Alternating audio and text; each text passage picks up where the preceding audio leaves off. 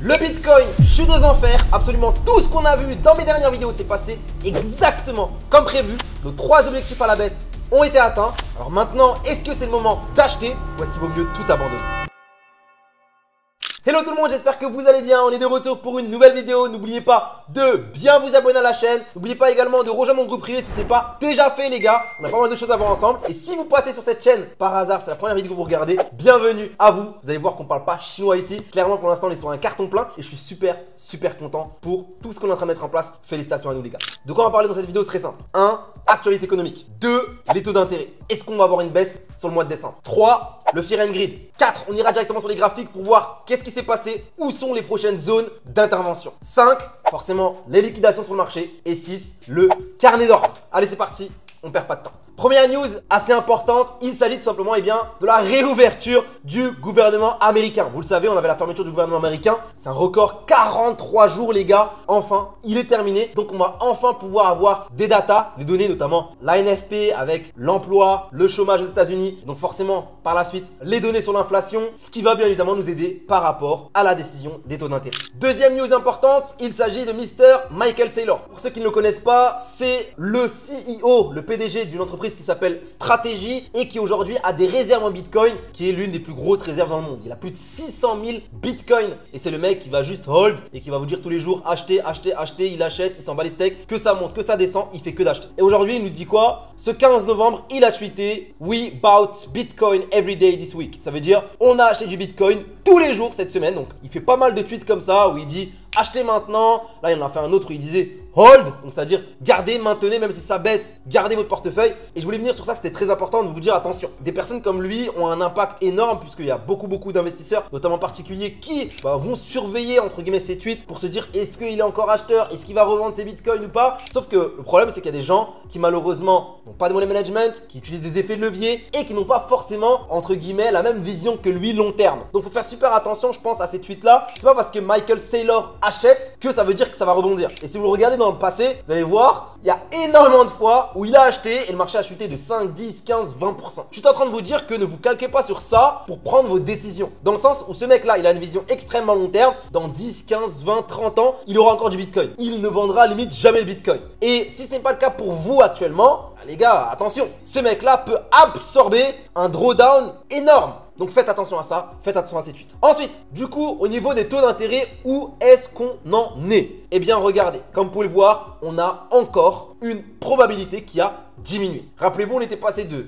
72% à 62% et actuellement on est à 44,4%. Donc là on est à moins d'une chance sur deux que les taux d'intérêt soient diminués sur la prochaine réunion le 10 décembre. Et ça c'est un gros problème. Maintenant ce qu'il faut comprendre et ce qu'il faut vraiment avoir en tête, c'est qu'il y a énormément de data, énormément de données qu'on n'a pas. Les données sur l'inflation. Et ça va avoir un impact énorme sur la décision des taux d'intérêt par le président de la Fed, Mr. Jerome Powell. Si vous souhaitez vraiment savoir est-ce que le Bitcoin va repartir à la hausse ou non, ayez dans votre radar tout ce qui va impacter la décision des taux d'intérêt. C'est ce que tous les investisseurs vont avoir. Et malheureusement, tant qu'on n'a rien, on restera dans le flou. C'est ça la réalité. Maintenant, le Fear and Greed. Où est-ce qu'on en est? On est actuellement dans la peur extrême. La majorité des particuliers ne croient pas. Donc on arrive dans cette phase potentielle de capitulation. Tous les gens qui restent un peu de Bitcoin, ils vont vendre. Il y aura pas mal d'effets de levier avec des baisses et vous allez avoir des objectifs sur les réseaux sociaux de plus en plus crazy. T'as des gens qui vont te dire c'est bon, c'est fini, ça va revenir à 5000. Tu vas avoir de tout et de n'importe quoi. Mais c'est dans ces moments-là où il faut rester lucide et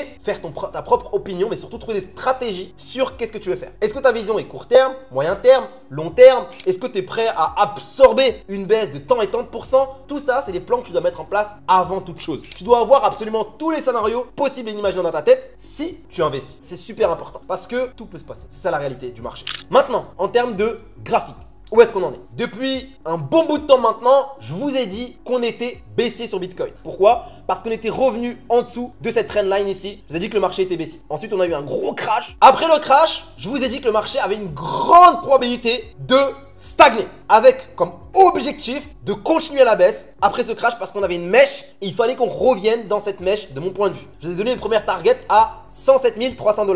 107 300 $, c'est atteint. Ensuite, on a eu ce fameux range, donc cette zone de stagnation dont je vous ai parlé. Donc, on a même réussi à anticiper une période de stagnation. Je ne sais pas si vous vous rendez compte. Ensuite, je vous avais dit que pour moi, le marché allait chercher la zone des 100 000 $. On l'a tracé ensemble. Vous pouvez regarder dans toutes mes anciennes vidéos, il y est. Donc, on avait parlé de cette zone ici qui représentait les 50% de la Fibonacci. C'était la zone des 100 000 $. On a atteint les 99 000 $ le 5 novembre. Et ensuite, je vous ai dit quoi? Je vous ai dit que chaque hausse était pour moi une simple correction pour qu'on continue à la baisse avec comme objectif les 61,8 de la Fibonacci qui représente un niveau de retournement potentiel. Le marché a grimpé. Je vous ai dit que pour moi, le marché allait grimper et que toutes les hausses allaient être vendues pour qu'on baisse. Et en plus, je vous ai même parlé du fait que le marché allait revenir tester les 100 000 $. C'était juste ici.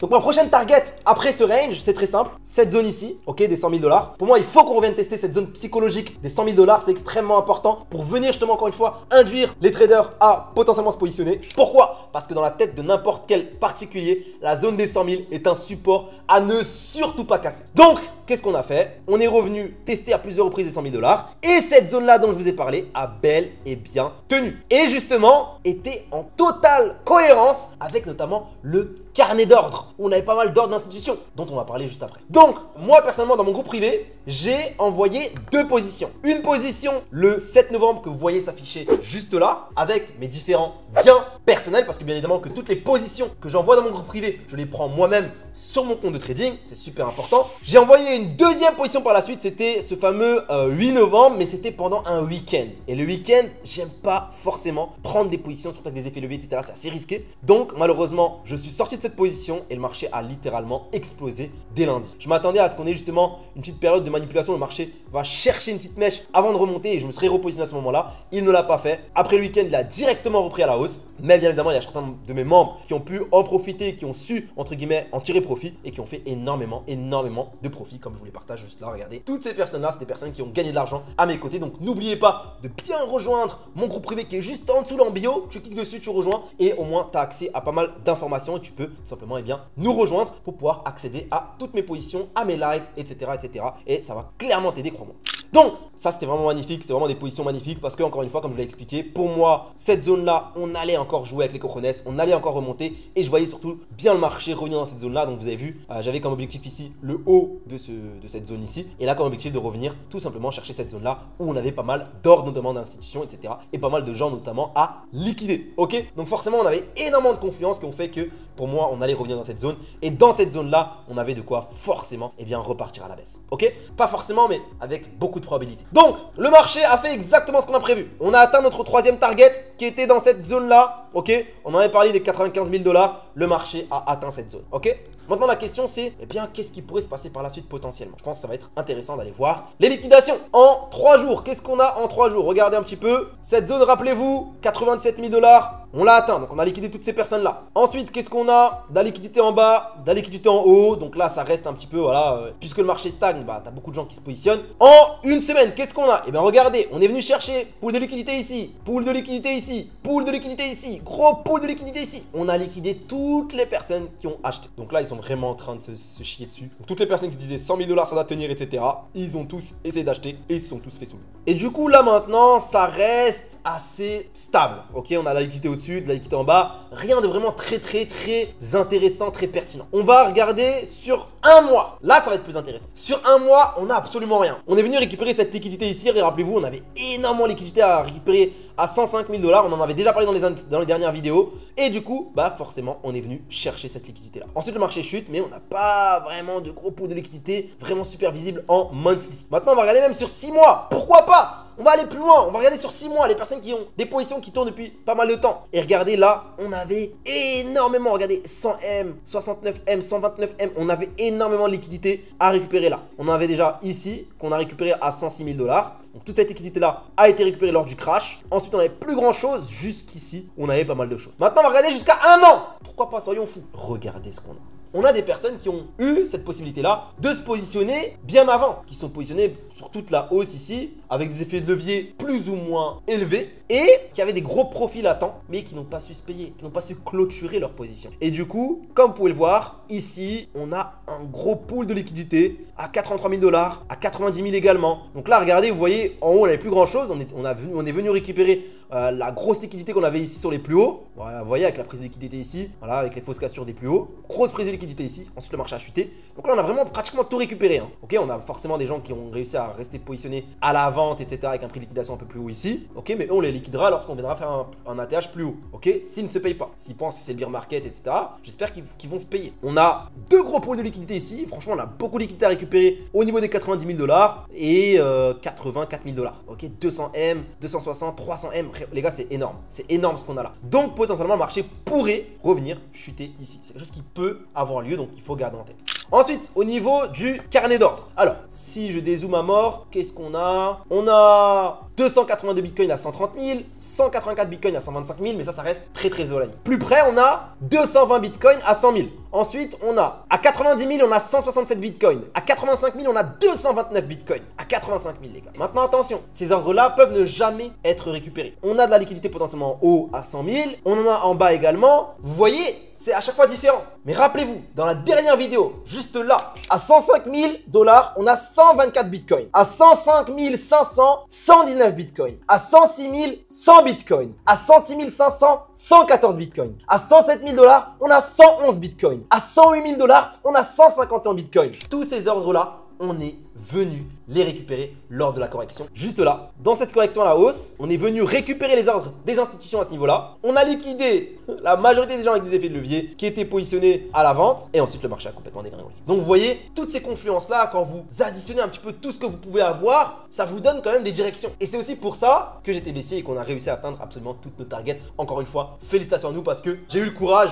de me positionner devant vous, de vous dire à plusieurs reprises quelles sont mes prédictions. Voilà où je vois partir le marché. Je vous ai aussi expliqué pourquoi. Je vous ai pas juste dit 100 000 $, 95 000 $ comme ça. Non, je vous ai expliqué à chaque fois le pourquoi du comment. Maintenant, qu'est-ce que je vois actuellement sur le marché? C'est très simple. Je vous ai donné une target à ce niveau-là, les 61 points de Fibonacci. On est venu pile poil, les gars. Mais vraiment pile poil les toucher. Actuellement, il peut tout se passer. Pour moi, ce qui va driver le marché actuellement, c'est vraiment la décision des taux d'intérêt. Ça, c'est le numéro 1. Maintenant qu'on est venu chuter et qu'on est venu dans une zone intéressante, il faut qu'on ait les chiffres. Sans ces chiffres-là, je ne peux pas savoir potentiellement où sont les plus grosses probabilités. La seule chose concrète que je peux vous donner, c'est de vous dire de faire attention à toutes les données qui vont sortir sur l'inflation, l'emploi, etc. Surveillez ça. Les discours de Jérôme Powell, le président de la Fed, vont être extrêmement importants pour le marché de la crypto. Parce que si on ne baisse pas les taux d'intérêt, ça veut potentiellement dire qu'on va encore faire une pause. Et malheureusement, pour le marché crypto, c'est pas ouf quoi. Maintenant, comme je vous ai donné comme target, je vous ai dit pour être plus précis, on pourrait revenir en dessous des 92 à 88K. C'est la zone vraiment où pour moi, ça va vraiment être super intéressant. Donc là, on est vraiment dans un niveau de retournement.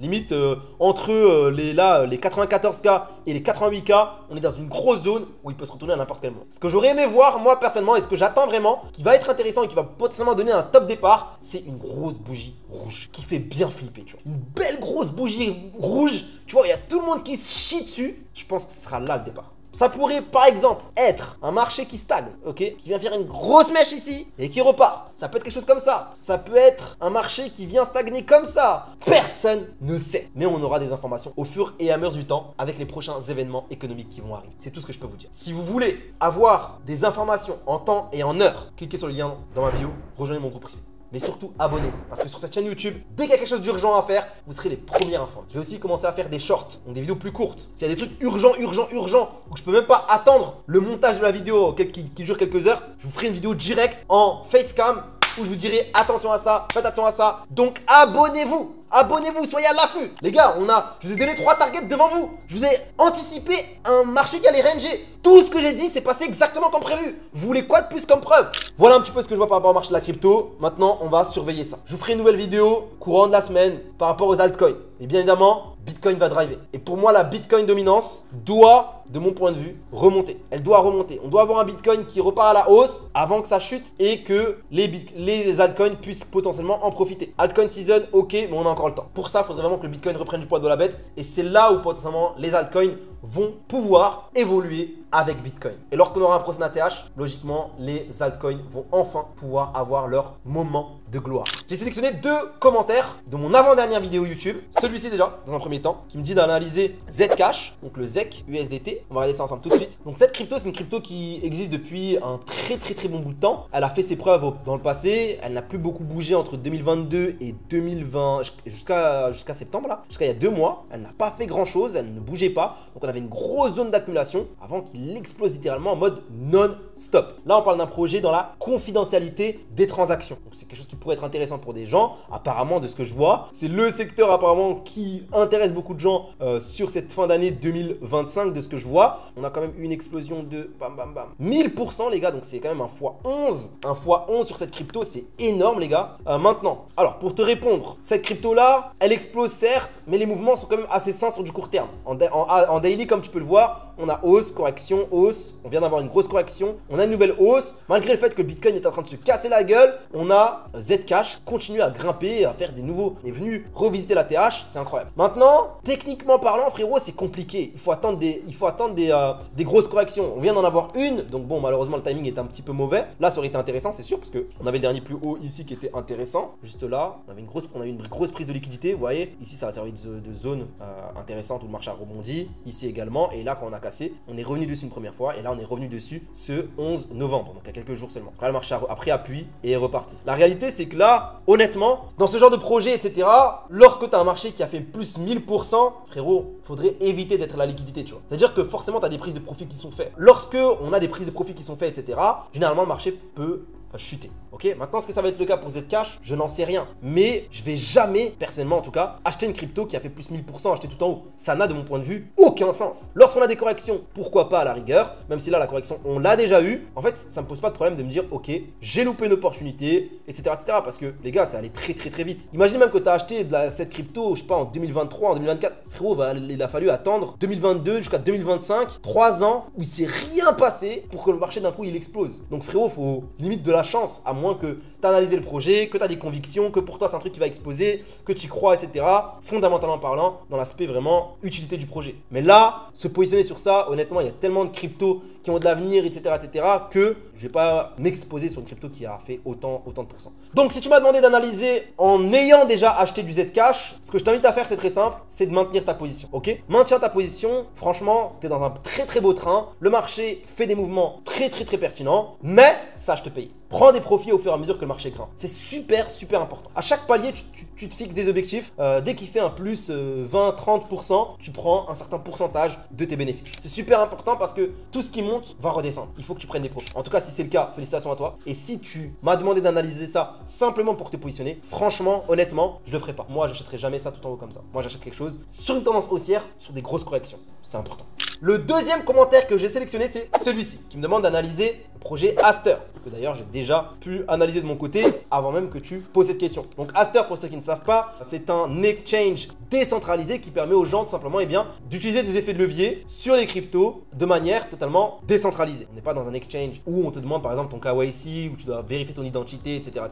Par contre, toutes tes transactions sont publiques, mais anonymement. Tout le monde peut voir tes prises de position s'il voit que tu fais du lourd, tu fais du sale. Donc voilà, en tout cas, Aster. Alors, Aster, on a un projet qui est effectivement plutôt intéressant. Maintenant, c'est un projet qui est tout neuf. Donc, il doit encore faire ses preuves. Depuis son listing sur Binance, il a bien chuté quand même. Maintenant, effectivement, c'est un projet qui est poussé par CZ, l'ancien PDG de Binance. Donc, un projet qui est poussé par l'ancien PDG de la plus grosse plateforme, c'est quand même pas rien. Maintenant, ça va forcément dépendre aussi de Bitcoin. Donc, si Bitcoin repart à la hausse, oui, Aster pourra reprendre à la hausse. Et il faut bien évidemment que la plateforme soit utilisée. J'ai regardé un petit peu aussi, je me suis un peu renseigné. On a vu qu'il y avait pas mal de volume de transactions sur la plateforme. Maintenant, attention, je pense que ça peut être manipulé parce que j'ai vu des volumes de transactions beaucoup plus élevés que Hyperliquid, par exemple. Maintenant, est-ce que Aster, en l'espace de quelques mois de sa sortie, a déjà dépassé les volumes? Je suis pas trop sûr. Ce dont il faut faire attention aussi, 96% des tokens appartiennent aux fondateurs. Est-ce que c'est un problème? Pas forcément. Il y a des projets qui ont déjà eu ça et que ça a bien fonctionné. Sauf que là, on parle d'un projet qui est tout nouveau. Et du coup, malheureusement, quand tu as 96%, ce qui est énorme, on peut avoir des grosses manipulations du token. Maintenant, encore une fois, c'est poussé par CZ.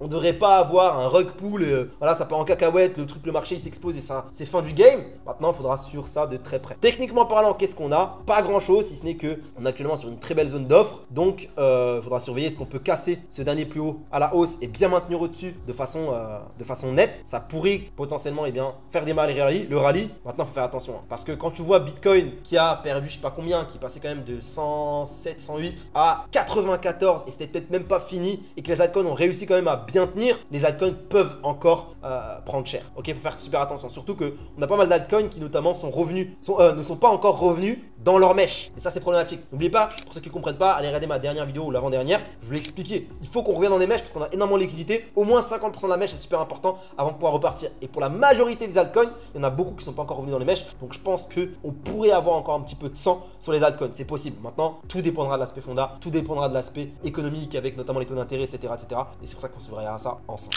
J'espère que cette vidéo vous a plu. J'espère que vous avez kiffé. Si c'est le cas, lâchez un petit like, les gars. Je compte sur vous. La vidéo a été un plaisir pour moi à faire et je compte sur vous. En tout cas, on va surveiller ça ensemble. Abonnez-vous parce que je pense que dès qu'il y aura des informations, je vous sortirai une vidéo plus vite. Je vous ferai des shorts super importants, super intéressants. Donc, je compte sur vous par rapport à ça. Abonnez-vous, rejoignez le groupe. Comme d'habitude, je compte sur vous. À très bientôt. Let's go!